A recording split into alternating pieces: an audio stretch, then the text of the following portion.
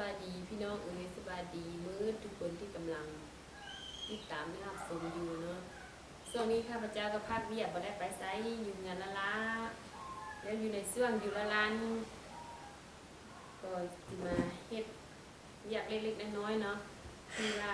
ข้าพเจ้าสามารถเฮ็ดได้และเป็นสีไม้ลายมือเนาะฉะนั้นจะมีเวียกอะไรเด่นให้ท่านผู้ชมไปติดตามชมกันเลยมาเบิ่งก่อน ไม่เหมือนกันเลย นี่ก็จะเซลเพลงกันเนาะส่วนอยู่บ้านไม่ไปทางใดดีอยู่บ้านอยู่งานมาลาเสร็จเพลงก่อนสิได้อย่างเด้แล้วจะไปติดตามกันเนาะ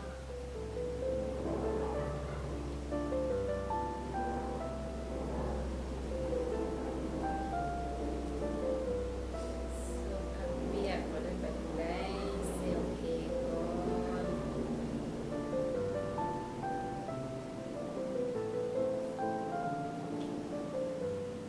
ก็เป็นสีไม้ลายมือเนาะส่วนผักเปียกอยู่แล้วเอาแล้วก็เนาะ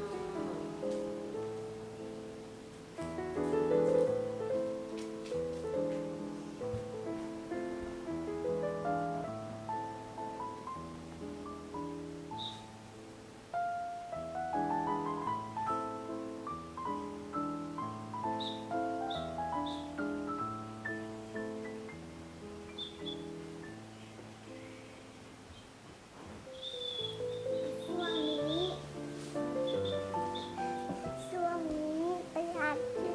น้อยปวด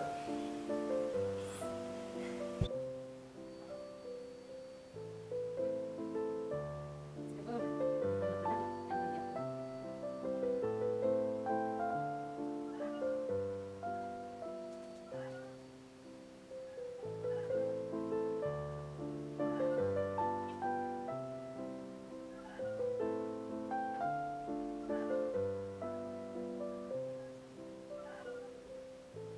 น้ำจะมี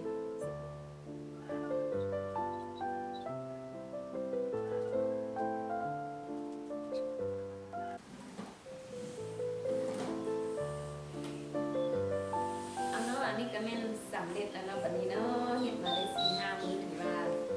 สำเร็จแล้วเนาะแล้วเอาที่ไปเบิ่งว่าเป็นจะได้สีไม้ลายมือของเราเองอันนี้เนาะ